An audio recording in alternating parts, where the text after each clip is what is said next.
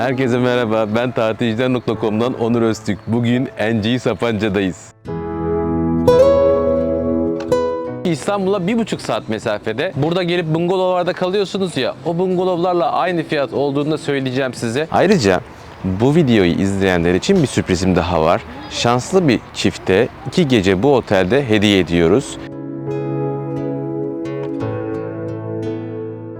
2020 yılında yenilendi burası. Bir çay 30 TL, bir Türk kahvesi 47 TL, bir bira 135 TL gibi fiyatlar var. Ben de kendime tombiş kahvaltısı hazırlıyorum.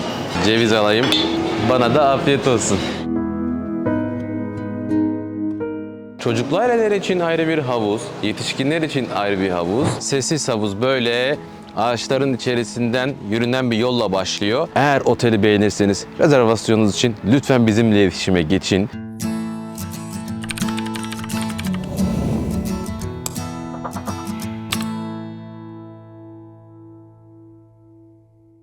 Herkese merhaba, ben tatilciler.com'dan Onur Öztürk. Bugün NG Sapanca'dayız. NG Sapanca doğanın kalbinde harika bir otel. Burayı bilenler zaten biliyor. Çok da köklü bir otel. 2020 yılında yenilendi. Sonrasında hemen yanında da NG Enjoy hizmeti açıldı. İkisinin arasında çok bir fiyat farkı yok ama biraz da farklı oteller. Farklı kitlelere hitap ediyor. Oranın başka bir çizgisi var, buranın başka bir çizgisi var.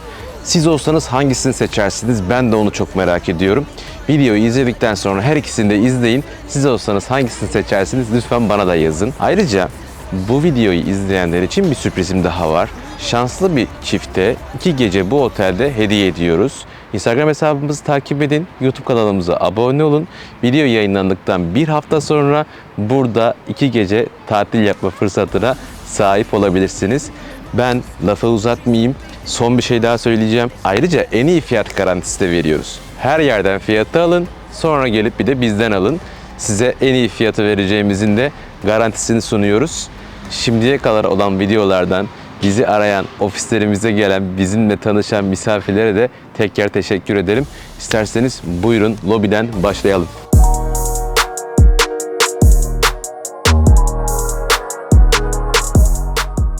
Lobiye ilk girişimizi yaptık. Gayet geniş, ferah, canlı ve modern. Şimdi siz de bir yakından incelersiniz.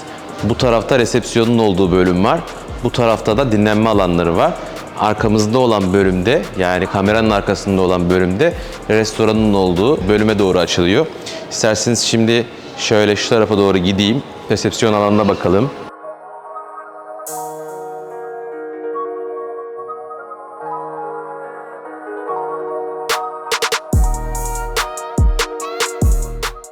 Hemen solumda resepsiyon var. Sağ tarafında da bekleme alanları var. Resepsiyon arkamda görmüş olduğunuz gibi. İleri tarafta da asansörler var. Bu tesise önceki yıllarda geldiyseniz burayı böyle hatırlamıyor olabilirsiniz. Girişte söylemiştim. 2020 yılında yenilendi burası. Farklı bir dizayna büründü. Burada da bir bar var. Bardan içecek servisi alabiliyorsunuz. Burası yarım pansiyon bir otel. İçecekler ücretli. Arkamda da tüketebiliyorsunuz. Fiyatlarından da bahsedeyim size. İstanbul'da bir alışveriş merkezinde, bir kafede bulacağınız fiyatlar bunlar. Gözünüzde çok büyük rakamlar canlanmasın. Evet, burası lüks bir otel, şık bir otel ama fiyatlar konusunda da, otelde harcama yapacağınız ekstra fiyatlar konusunda da bence makul bir fiyat politikası var. Fakat bu fiyatların videonun çekildiği gün, Eylül ayının ilk haftasındayız şu anda, geçerli olduğunu, siz geldiğinizde fiyatların değişebileceğini unutmayın. Bu bilgileri sadece size fikir versin diye veriyorum. Çünkü merak ettiğinizi de biliyorum. Buranın bir terası da var. İsterseniz terasına da çıkartayım. Çünkü doğa içinde bir otel, terası da doğa içinde. Gelin. Burası da Leylak Lounge'un terası.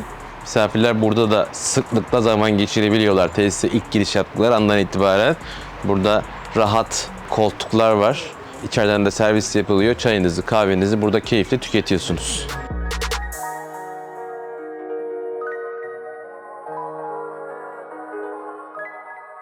Resepsiyonun olduğu koridorun sağda, solu da cam.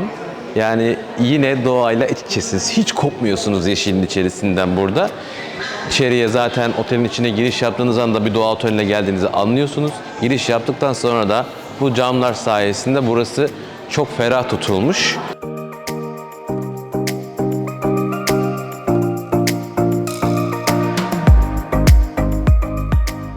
NG Sapanca'da sabah saatlerindeyiz ve şu an kahvaltı saati. Hafta sonu saat 10.30'a kadar kahvaltı var. Biz de kahvaltımızı burada yaptık ve bence çok başarılıydı. Bu bencesi. Siz de bir bakın. Ben size şimdi tüm yemekleri göstereceğim. Lütfen kendi kararınızı kendiniz verin. Benim fikrimi merak ettiğiniz için söylüyorum. Yemek işi görecelidir. Unutmayın. Otelin içerisinde kahvaltı namına bütün peynir çeşitleri, bütün sıcaklar çok şık bir şekilde ve lezzetli bir şekilde sunulmuştu. Sabah kahvaltısında ve akşam yemeğinde alacağınız içecekler de fiyatın içerisine dahil. Yarım pansiyonu aldığınızda sabah kahvaltısında çay, kahve, akşamda kola, ayran, su vesaire bunların hepsi yine ücretsiz olarak sunuluyor. İsterseniz yemeklere şimdi yakından bakın.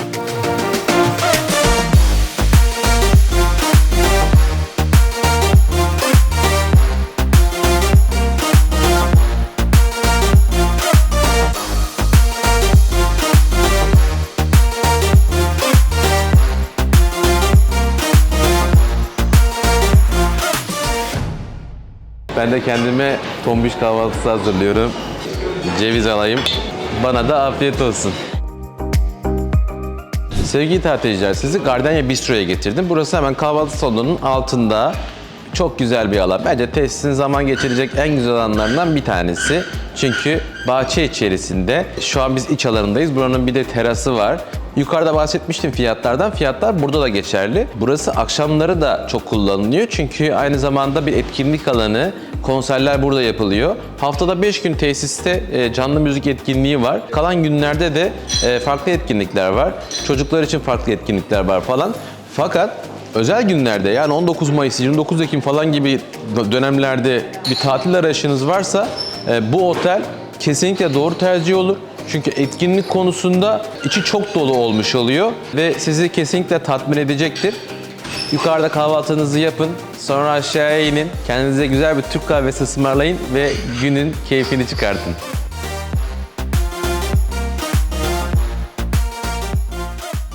Sevgili takipçiler, sizi Kids Club'a getirdim ama içeride çok fazla çocuk var. O yüzden hızlıca anlatmaya çalışacağım.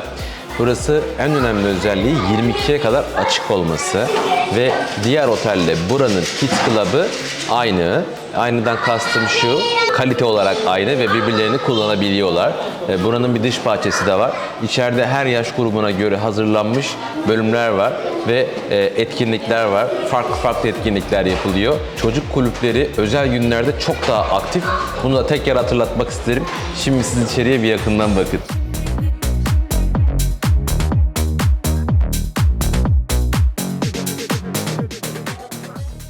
Sevgili tatilciler, şu anda Farina Restoran'dayız. Farina Restoran, NG ile NG Sapanca'nın arasında olan güzel bir restoran. Tesisin yine en güzel yerlerinden bir tanesi bence. Bu iki otelin bulunduğu ormanlık alan eskiden bir askeri tesismiş. Daha sonra burası askeriyeden alınmış ve bu alana bir otel yapılmış. Aslına bakarsanız bu kadar sık ormanın içinde olmasını da bu durum açıklıyor.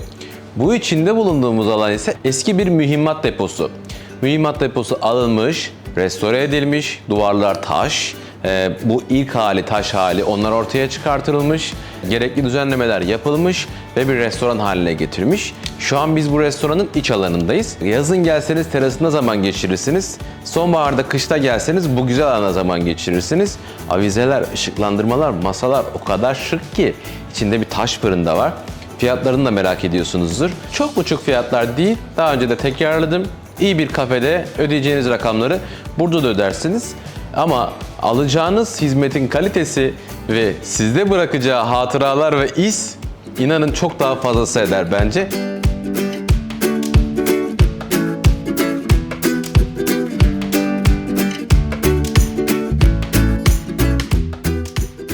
Sevgili tatilciler, şimdi sizi otelin kapalı havuzuna getirdim. Arkamda kapalı havuzu görüyorsunuz.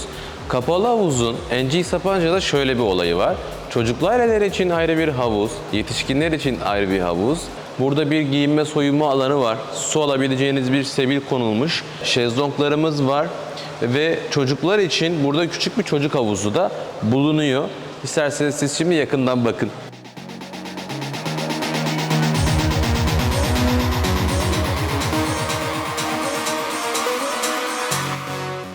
Burası da yetişkinlere özel olan havuz. Kameranın hemen arkası da camlı bir alan ve oradan yine yeşil alanlara, doğayı görebiliyorsunuz yüzerken. Kapalı bir havuz ama açık bir havuzmuş hissiyatı da birazcık var. Onu da söylemeliyim. Buranın spası da çok güzel. Spa'da farklı farklı alanlar var. Macera duşu var, fin hamamı var, buz banyosu var. Onlara da götüreceğim sizi. İsterseniz orada buluşalım.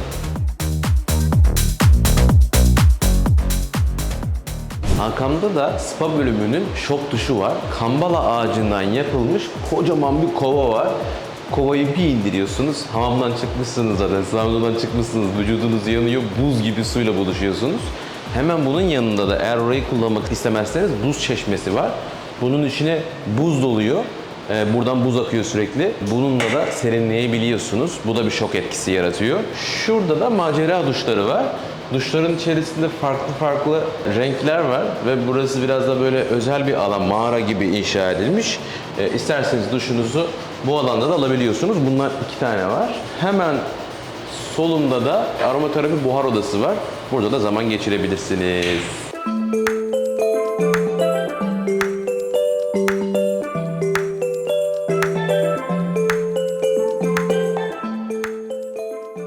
Spa alanı oldukça geniş bir alan. İçeride masaj odaları var, güzel bir resepsiyonu var. Zaten diğer alanları gördünüz. Arkamda da vitamin kafe bulunuyor. Vitamin kafeden daha güzel olan bir yer varsa o da vitamin kafenin bence terası. Gelin bakın. Oh! İçim açıldı vallahi, içim açıldı. Burası böyle kış bahçesi gibi güzel mobilyalar var. Siz hamamda, saunada terledikten sonra gelip buraya bir portakal suyu içiyorsunuz. Mis gibi oluyorsunuz. Çok güzel. Hakikaten resetlenirsiniz yani. Kendinizi buraya bırakın yeterli. Bakın ormanın içindeyiz zaten. Harikulade. Ben çok beğendim.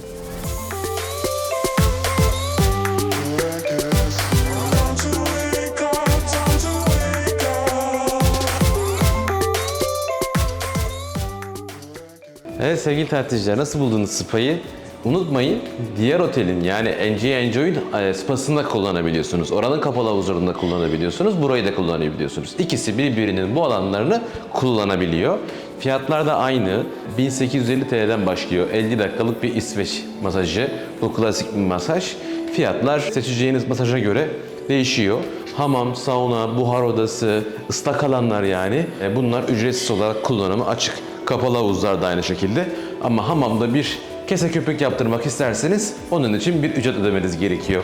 NG Sapanca'nın güzel bahçesindeyim. Şimdi size birkaç bilgi aktaracağım. Dün de NG Enjoy'u çektik. İkisi birbirinin genel alanlarını ortak olarak kullanabiliyor. Bunu birden fazla kez zaten söyledim. Her ikisinin de kendine ait bir açık havuzu da var. Şimdi hatta açık havuza doğru gidiyoruz. Fakat sessiz havuz, aquapark havuzu bunlar ortak olarak kullanılıyor bu iki tesiste. Hangisini seçeceğinizi ben de merak ediyorum. İkisi de çok güzel. Aynı bahçe içindeler. Biraz mimari olarak farklı. Orası daha böyle modern, daha kuzeyli. Burası da daha böyle Türk, daha güneyli. Bilmiyorum. Gerçekten seçim yapmak çok zor. Ama ben her ikisini de aldığınızda çok mutlu olacağınızdan eminim. Benim gözlemlediğim ise aileler, özellikle 2 çocuklu aileler vesaire bu oteli tercih ediyor. Çiftlerse orayı tercih ediyor. Fakat bu tamamen benim gözlemim. Siz kendiniz ikisini de inceleyip artık kararınızı vereceksiniz.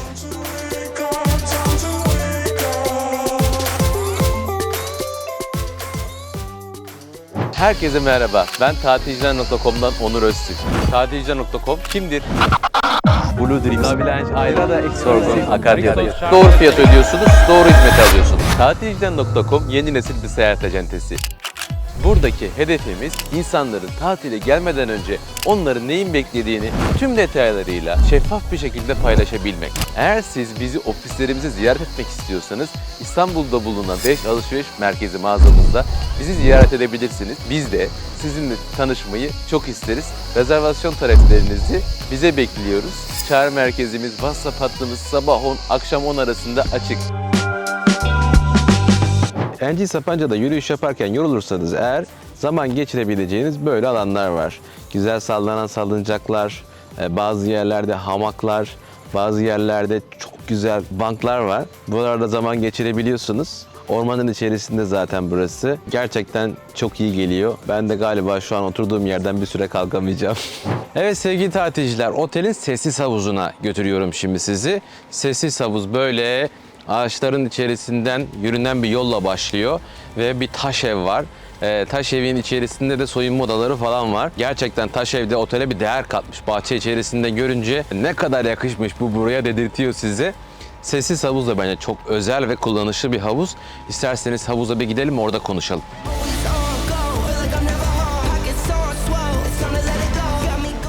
Arkamda görmüş olduğunuz havuz otelin sessiz havuzu. Burası bahçe içerisinde, daha doğrusu bahçe birazcık hafif olacak, orman içerisinde bir havuz. Ağaçların içerisindesiniz. NG Enjoy misafirleri de buraya giriş hakkına sahip. NG Sapanca'nın misafirleri de buraya giriş hakkına sahip. Gün içerisinde gelip burada zaman geçirebiliyorsunuz. Tam bir kafa dinleme yeri. Gelin burada kitap okuyun, ufak tefek işlerinizi halledin, doğanın sesini dinleyin. Kuşların cıvıltısı geliyor etraftan şu anda benim kulağıma.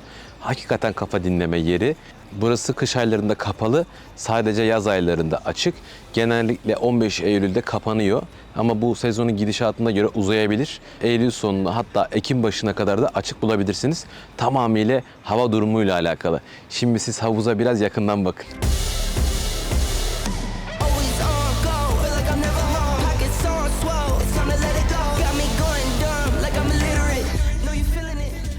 NG Sapanca'nın 3 bantlı bir aqua parkı da var. Hemen yanında bir sinek restoranı da var. Eğer karnınız acıkırsa veya içecek bir şey almak isterseniz de gidip oradan servis hizmeti alabiliyorsunuz. Çocukların tamamı zaten şu an buradalar. Bugün hava da çok güzel. Hepsi aqua parkın keyfini çıkartıyor.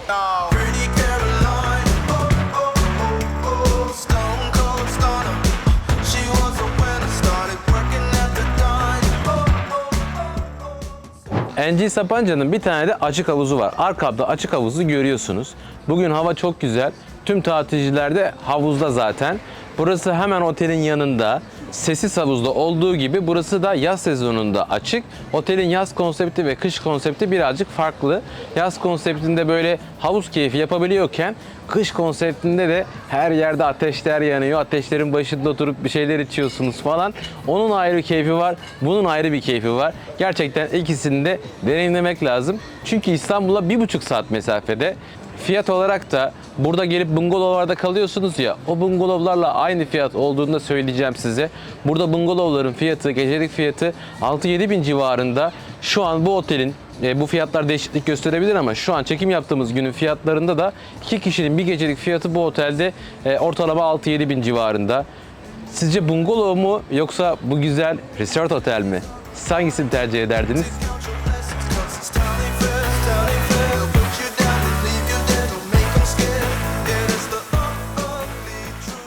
Havuzun hemen yanında da arkamdaki snack bar bulunuyor.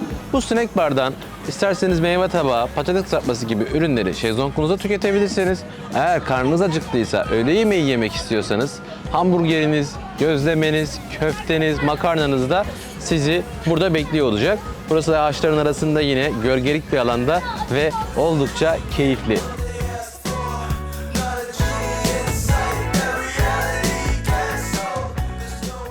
NG Sapanca'da çocukların bayılacağı bir havuz daha var. O da arkamdaki çocuk havuzu. Standart oda. Buyursunlar.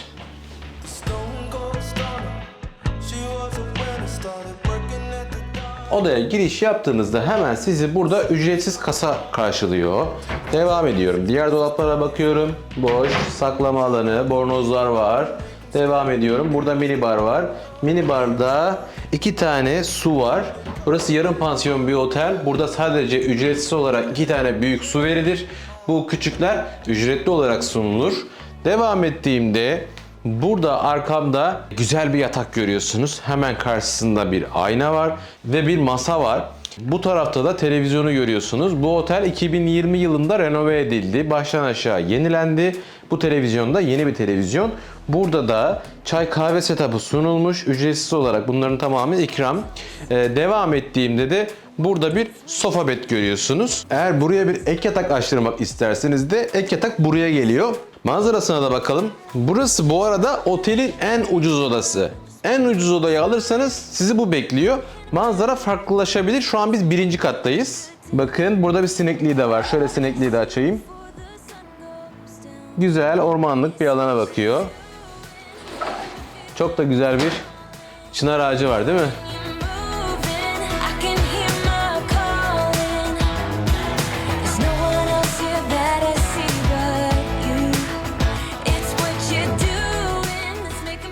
Banyomuzda yenilenmiş bir duşumuz var. Duşun hemen yanında bir lavabomuz var. Altında terlik görüyorum, havluları görüyorum ve buklet malzemeleri var. Buklet malzemesi olarak da 2 tane diş kiti, duş bonesi, NG marka saç kremi, şampuan ve diğer buklet malzemeleri var. Fön makinesini gözüm arıyor. İşte burada. Fön makinesi de burada hizmetinize sunulmuş. Aynı zamanda ışıklı bir makyaj aynası da sunuluyor size.